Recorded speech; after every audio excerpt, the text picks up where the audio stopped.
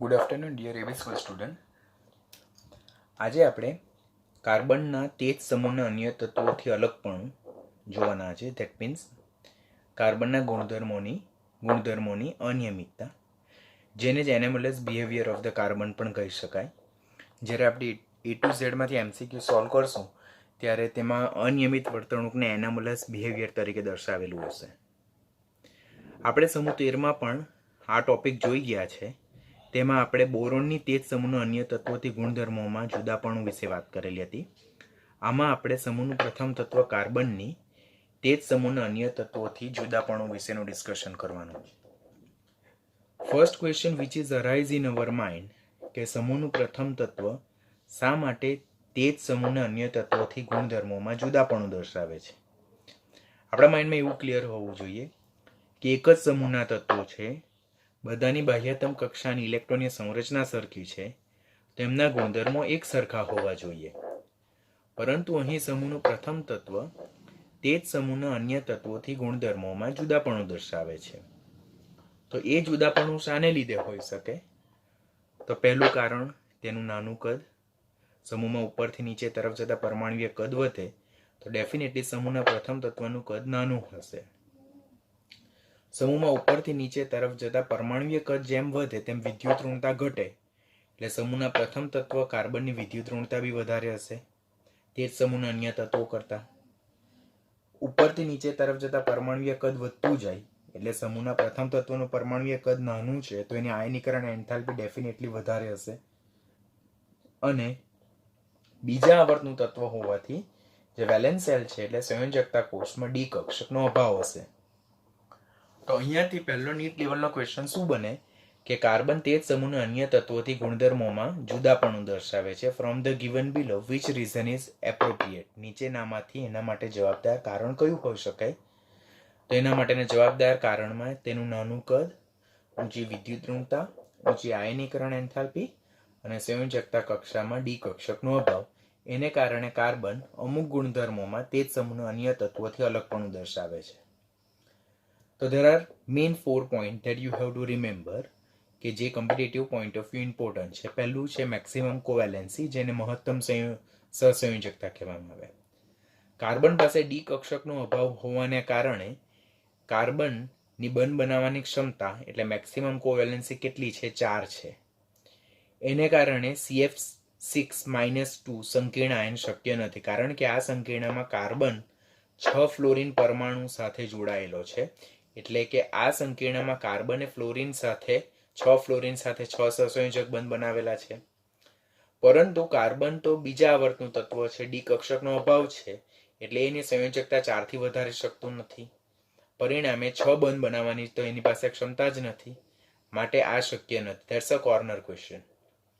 સમૂહના અન્ય તત્વો એટલે 3 થી લઈને 6થા આવર્ત સુધી જાય તેમ ડી કક્ષકની હાજરીને કારણે એ લોકો તેમની સહસંયોજકતા 4 થી વધારીને 5-6 સુધી લઈ જઈ શકે છે. That is up to maximum 6. માટે SiF6-2 સંકીર્ણ આયન શક્ય છે. આ શક્ય નથી, આ શક્ય છે. આ શા માટે શક્ય નથી? કારણ કે એમાં કાર્બન 6 ફ્લોરિન પરમાણુ સાથે જોડાયેલો છે, એટલે કાર્બને 6 ફ્લોરિન પરમાણુ સાથે 6 સહસંયોજક બંધ બનાવેલા છે. પરંતુ કાર્બનની વેલેન્સી તો 4 જ છે, એટલે એની મહત્તમ સંયોજકતા 4 જ છે. It can maximum form 4 covalent bond only, જ્યારે અહીંયા 6 છે, માટે આ સંકીર્ણ આયન શક્ય નથી. સમૂહના અન્ય તત્વો પાસે ડી કક્ષકની હાજરીને કારણે એ લોકો એમની મહત્તમ સંયોજકતા વધારીને 6 સુધી લઈ જઈ શકે છે, એટલે SiF6-2 આયન શક્ય છે. બીજું, પીપાઈ બંધ બનાવવાની વૃત્તિ. ઓલરેડી આપણે અગાડી પોઈન્ટ જોઈ ગયેલા છે કે કાર્બનની 2p કક્ષક એ કદમાં નાની છે, માટે કાર્બન સમાન કાર્બન પરમાણુ સાથે ઓર તે જ આવર્તના અન્ય તત્વો લાઈક ઓક્સિજન અને નાઇટ્રોજન કે જે 2p કક્ષક ધરાવે છે તેની સાથે ઇફેક્ટિવ ઓવરલેપિંગ કરીને પીપાઈ બોન્ડ બનાવવાની મહત્તમ વૃત્તિ ધરાવે. Like C double bond C, C triple bond C, C double bond O, C double bond N, C triple bond N, C double bond S.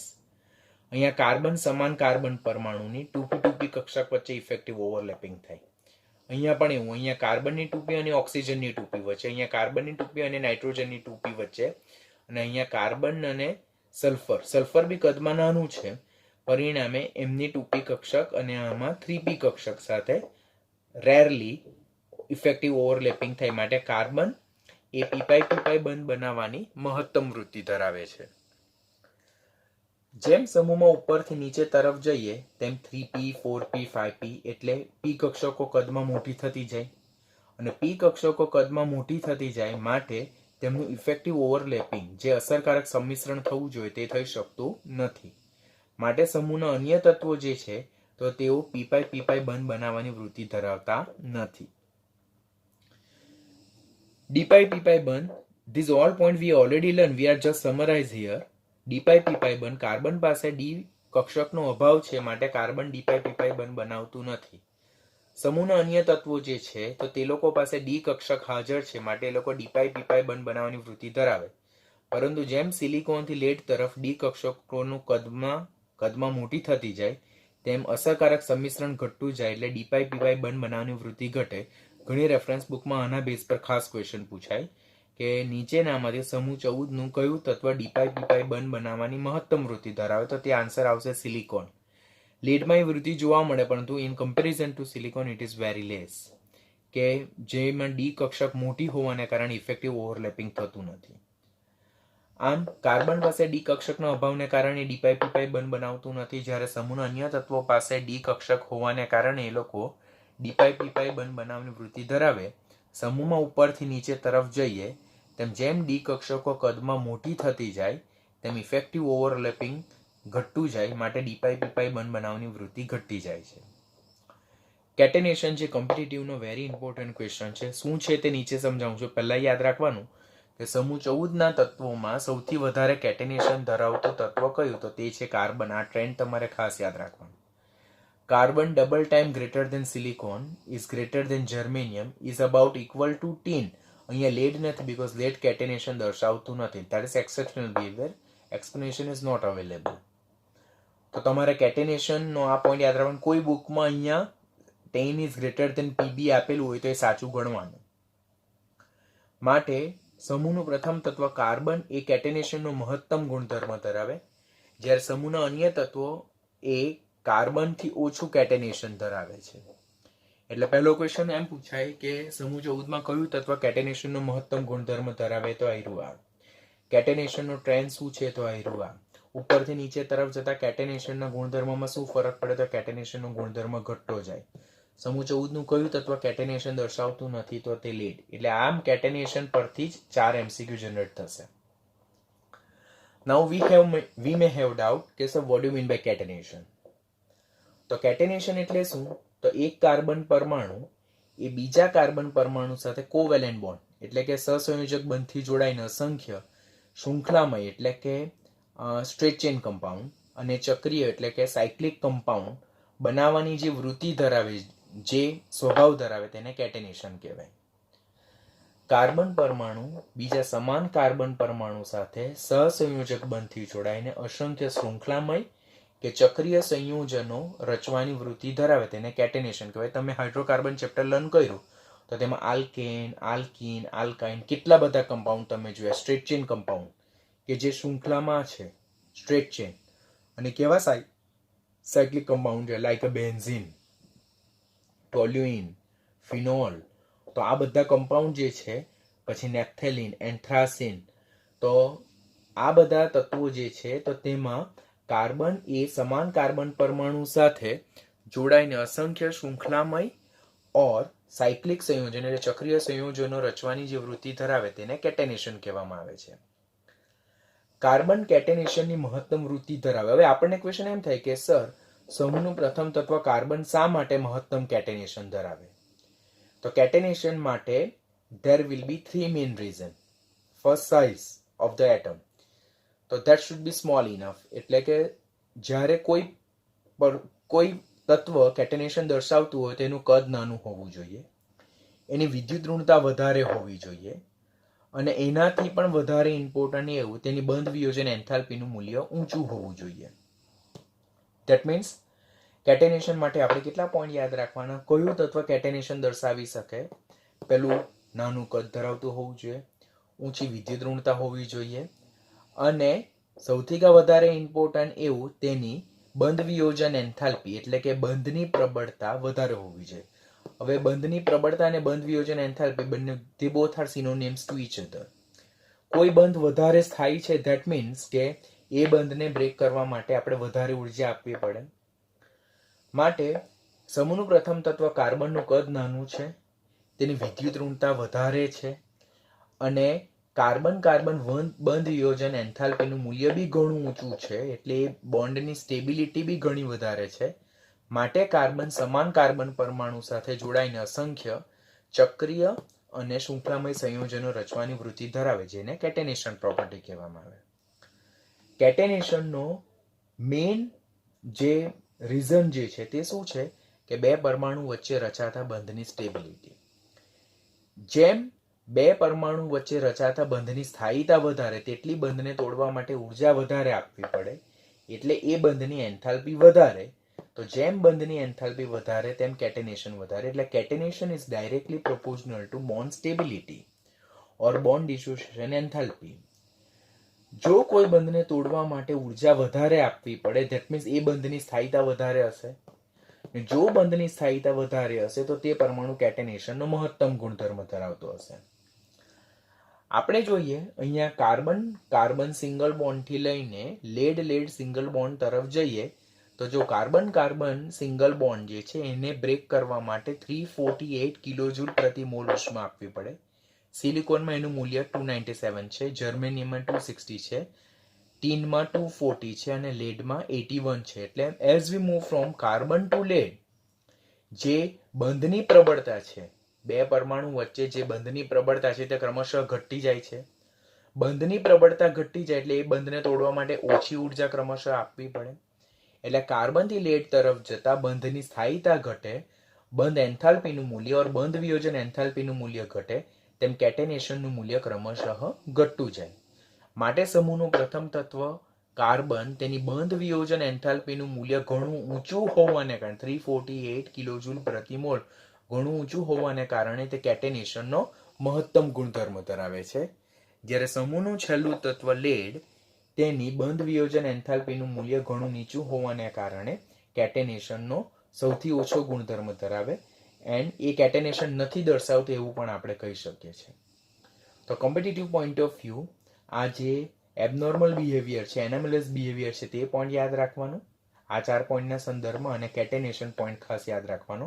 એમાં ટ્રેન્ડ તમારે ખાસ એમસીક્યુ માટે યાદ રાખવાનો, કોણ મહત્તમ દર્શાવે, કોણ ઓછું દર્શાવે, કેટેનેશન માટેના ક્રાઇટેરિયા કયા છે, કેટેનેશન એટલે શું છે, તો તે પોઈન્ટ યાદ રાખવાનો. અગેન રિવાઇઝ કરાવું, કાર્બનનું નાનું કદ, ઊંચી વિદ્યુત ઋણતા અને ઊંચી બંધ વિયોજન એન્થાલ્પીને કારણે કાર્બન કેટેનેશનનો ગુણધર્મ ધરાવે, જેમાં કાર્બન સમાન કાર્બન પરમાણુ સાથે સહસંયોજક બંધથી જોડાઈને અસંખ્ય ચક્રીય એટલે કે સાયક્લિક કમ્પાઉન્ડ અને શૃંખલામય એટલે કે ચેન કમ્પાઉન્ડ રચી શકે છે, જે એનો કેટેનેશનનો ગુણધર્મ.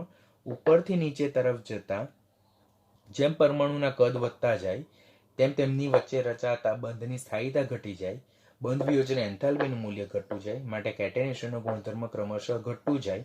માટે સમૂહના પ્રથમ તત્વની બંધ વિયોજન એન્થાલ્પીનું મૂલ્ય વધારે હોવાને કારણે એ મહત્તમ કેટેનેશન દર્શાવે, જ્યારે સમૂહનો છેલ્લું તત્વ કેટેનેશન દર્શાવતું નથી.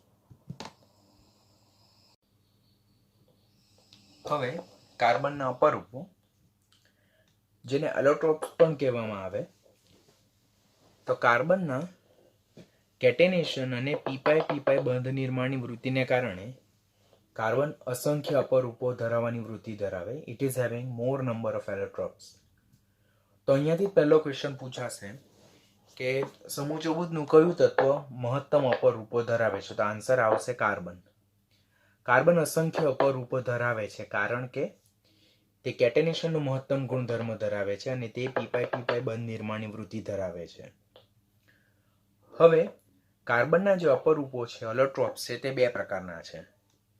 એક સ્ફટિકમય, જેને ક્રિસ્ટલાઇન એલોટ્રોપ્સ કહેવાય, અને બીજું અસ્ફટિકમય, જેને એમોર્ફોસ એલોટ્રોપ્સ કહેવાય. સ્ફટિકમય એટલે કે ક્રિસ્ટલાઇન એલોટ્રોપ્સમાં કયા આવે? તો બે રીતે.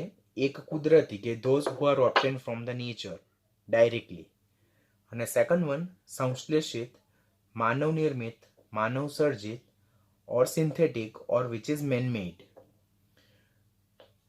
હીરો અને ગ્રેફાઇટ એ કાર્બનના સ્ફટિકમય અપરૂપો છે જે કુદરતમાંથી ડાયરેક્ટલી મળી આવે છે.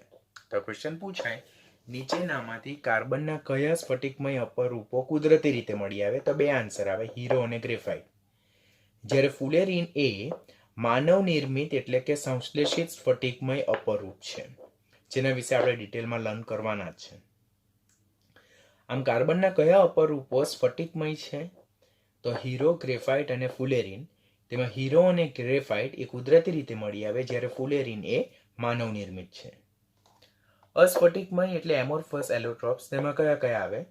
તો એક તો કોક આવશે, ચારકોલ આવશે, જેમાં એનિમલ ચારકોલ અને વુડ ચારકોલ એટલે વનસ્પતિ ચારકોલ અને પ્રાણી ચારકોલ, અને કાર્બન બ્લેકનો સમાવેશ થાય.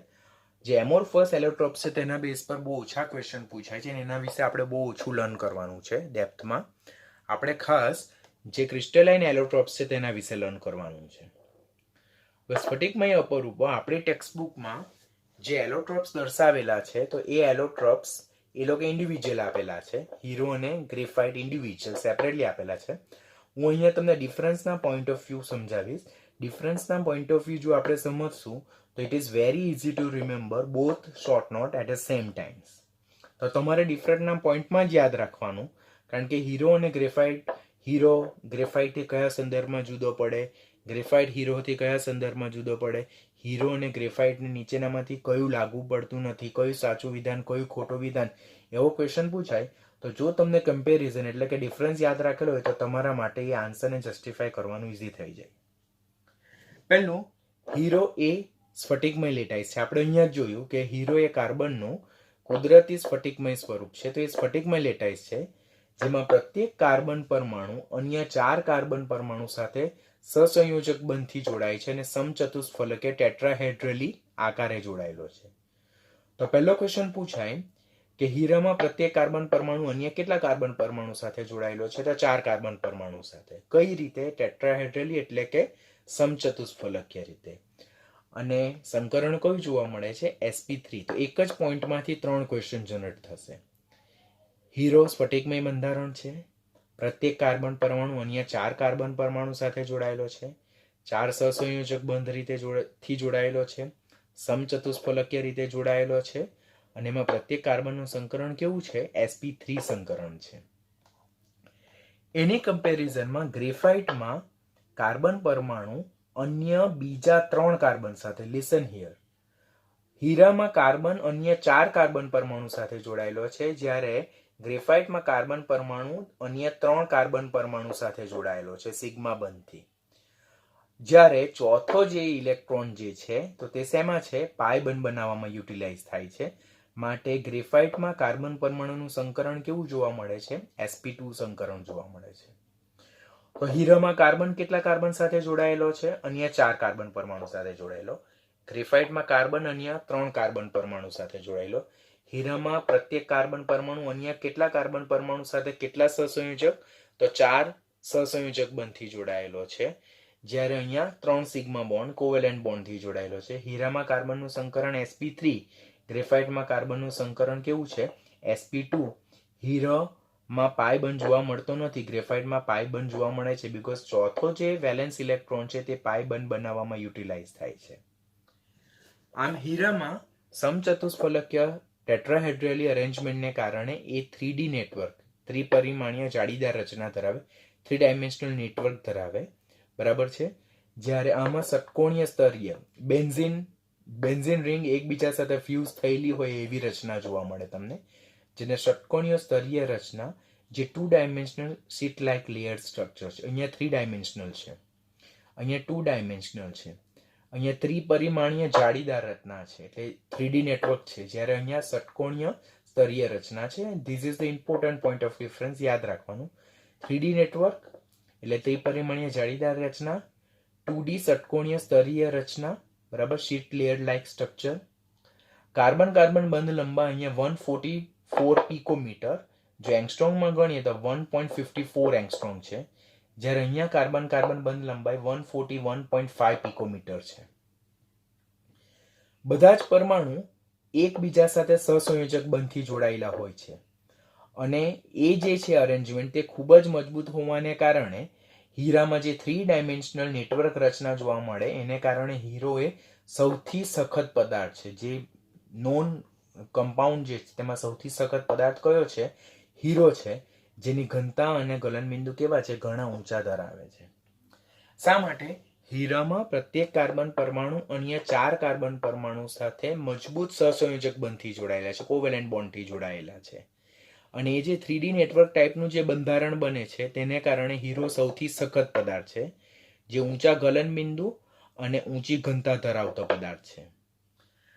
જ્યારે ગ્રેફાઇટની વાત કરીએ તો ગ્રેફાઇટમાં કાર્બન પરમાણુ અન્ય 3 કાર્બન પરમાણુ સાથે જોડાયેલો છે. ચોથો વેલેન્સ ઇલેક્ટ્રોન પાય બોન્ડ બનાવવામાં ભાગ લે અને ષટકોણીય સ્તરીય રચના રચાય, જેમાં જે ક્રમિક સ્તરો જે છે તો તે લોકો એકબીજા સાથે નિર્બળ વાન્ડરવાલ્સ આકર્ષણ બળોથી જોડાયેલા હોય છે. કોમ્પિટિટિવનો ક્વેશ્ચન છે કે ગ્રેફાઇટના બંધારણમાં ષટકોણીય સ્તરો જે રચાય છે, એટલે કે જે ફ્યુઝ બેન્ઝેન લાઇક સ્ટ્રક્ચર છે તેનાથી એક આખું ષટકોણ ધરાવતું જુદા જુદા ષટકોણ ભેગા થઈને ષટકોણીય સ્તરીય રચના બને, એક લેયર બને, સમતલીય લેયર બને.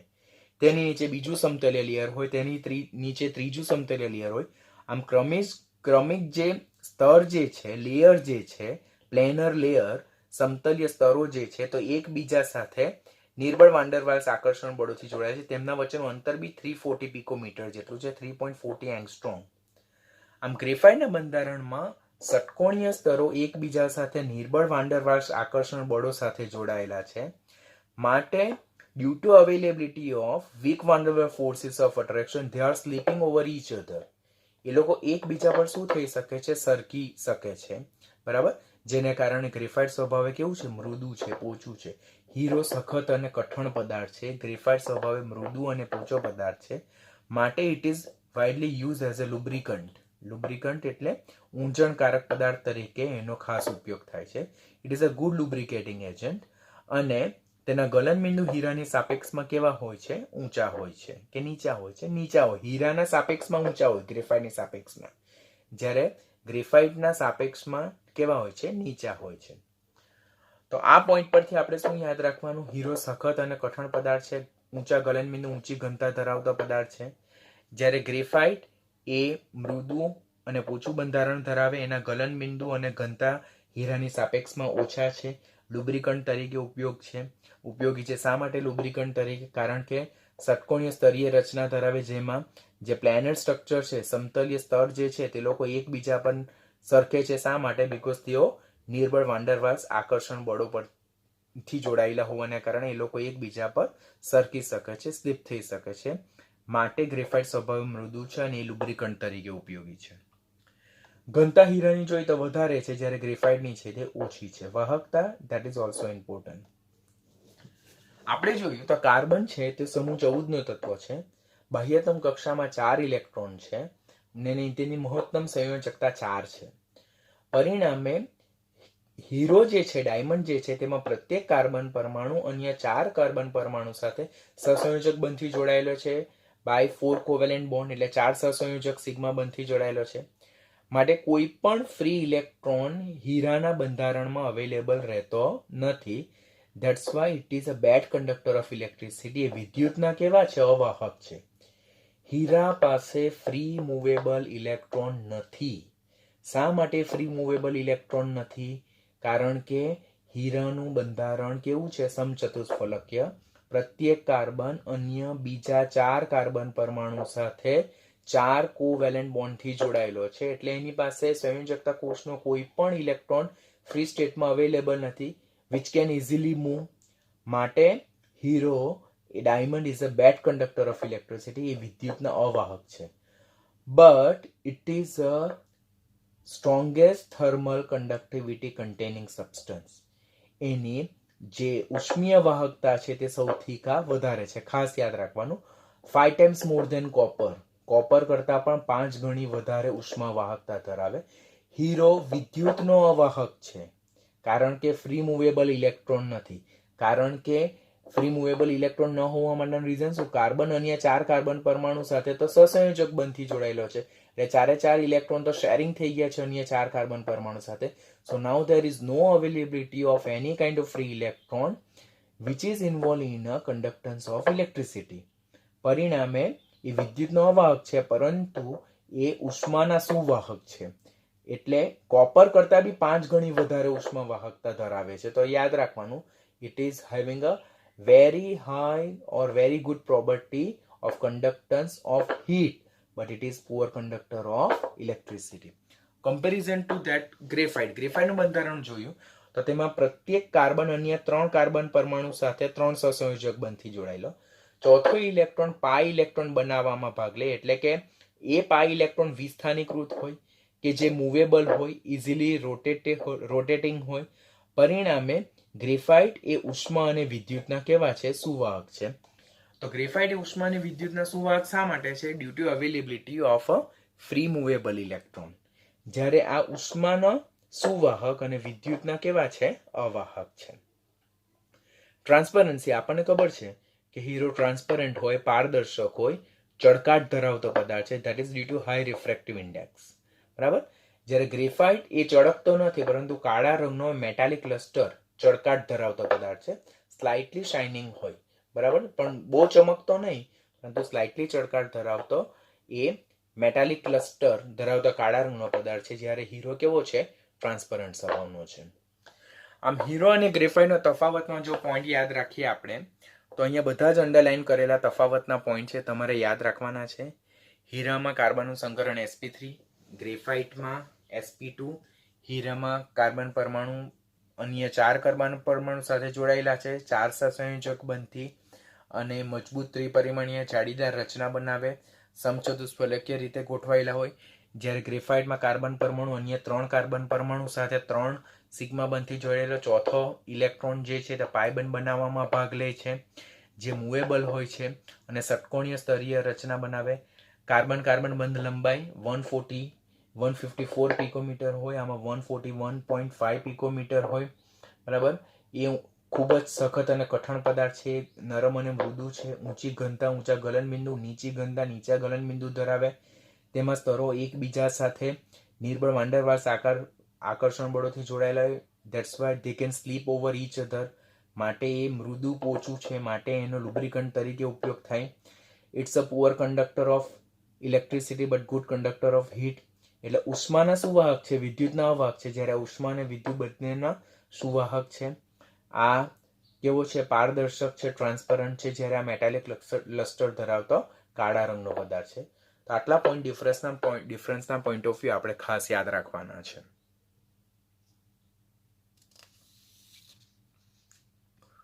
ઉપયોગો જો જોઈએ આપણે, તો હીરો ખૂબ જ કઠિન હોવાને કારણે એનો અપઘર્ષક તરીકે, ત્યાર પછી કાચને કાપવા માટે, પથ્થરને તોડવા માટે, રોક ડ્રિલિંગમાં એનો ખાસ ઉપયોગ થાય.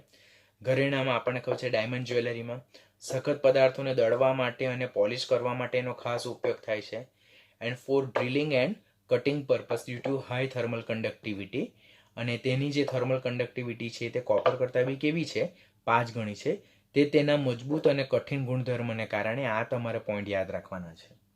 એટલે અહીંયાથી ક્વેશ્ચન પૂછાય કે કાર્બનનું કયું સ્વરૂપ એ સખત પદાર્થોને દળવા માટે અને પોલિશ કરવા માટે વપરાય, ડ્રિલિંગ એન્ડ કટિંગ પર્પઝ માટે વપરાય, કાચ અને પથ્થરને કાપવા માટે, તોડવા માટે વપરાય, અપઘર્ષક તરીકે વપરાય. તો એ બધામાં આન્સર શું આવશે? હીરો આવશે.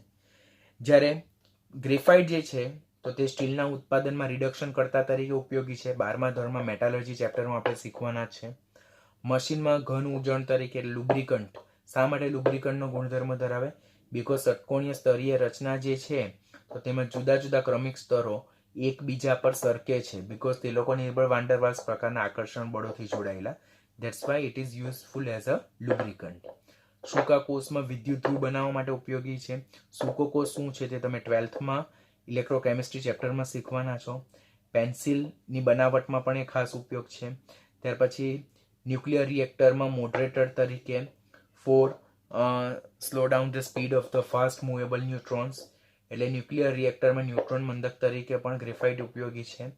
અને it is having property to prepare high strength composite material. તે આપણે રિફ્રેક્ટરી મટીરિયલમાં જોવાના છે, જે 12મા ધોરણમાં મેટલર્જી ચેપ્ટરમાં શીખવાના છે. તો these are the uses of graphite. Text બુકમાં બહુ ઓછા આપ્યા છે, કોમ્પિટિટિવની બુકમાં આપ્યા છે, તો એટલે આપણે ખાસ ધ્યાનમાં રાખવાના થાય.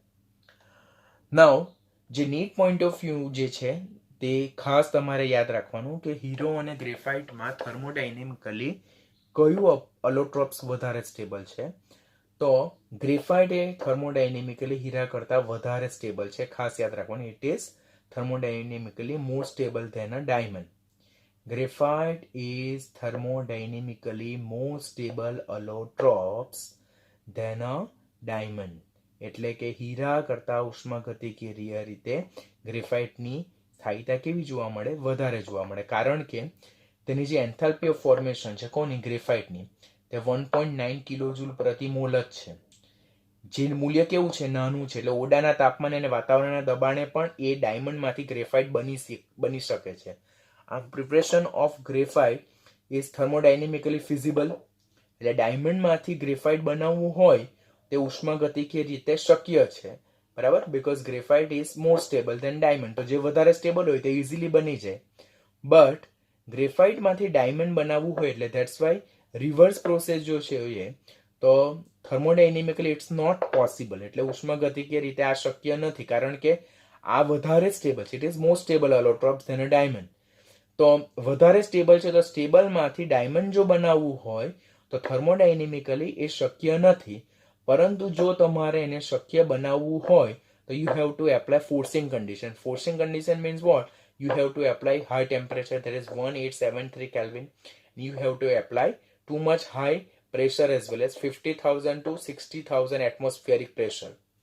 એટલે ગ્રેફાઇટમાંથી ડાયમંડ બનાવવું હોય તો 1873 કેલ્વિન તાપમાન અને 50,000 થી 60,000 વાતાવરણ દબાણ જેટલું દબાણ આપવું પડે, જે પ્રેક્ટિકલી ઇમ્પોસિબલ છે. માટે ગ્રેફાઇટમાંથી ડાયમંડ બનાવવું ઉચિત નથી. હવે ડાયમંડમાંથી ગ્રેફાઇટ એ ઉષ્માગતિકીય રીતે વધારે અનુકૂળ છે. માટે ડાયમંડમાંથી ગ્રેફાઇટ બનાવવું ઇઝી છે, પરંતુ ગ્રેફાઇટમાંથી ડાયમંડ બનાવવું ખૂબ જ મુશ્કેલ છે. માટે આપણે ઇઝીલી ડાયમંડ જનરેટ નથી કરી શકતા. એવું જો શક્ય હોત તો આપણે પાસે અત્યારે ઘણા બધા ડાયમંડ હતા. તો તે પોઈન્ટ યાદ રાખવાનું કે ગ્રેફાઇટ એ ડાયમંડ કરતાં ઉષ્માગતિકીય રીતે વધારે સ્થાયી હોવાથી preparation of graphite from diamond is thermodynamically feasible process. But as graphite is more stable than diamond, we can't prepare easily diamond from graphite because this process is thermodynamically not feasible. ઉષ્માગતિકીય રીતે શક્ય નથી. પણ forcing કન્ડિશનમાં generate કરી શકાય, પરંતુ practically આટલા high value maintain કરવા આપણા માટે મુશ્કેલ છે. It's a cost effective. આના માટે too much cost is required. Kohinoor હીરો વિશે યાદ રાખવાનું પૂછાઈ ન શકે, બટ જસ્ટ એક્સ્ટ્રા સપ્લિમેન્ટ તરીકે યાદ રાખી શકાય કે એનું વજન 108.93 કેરેટ છે.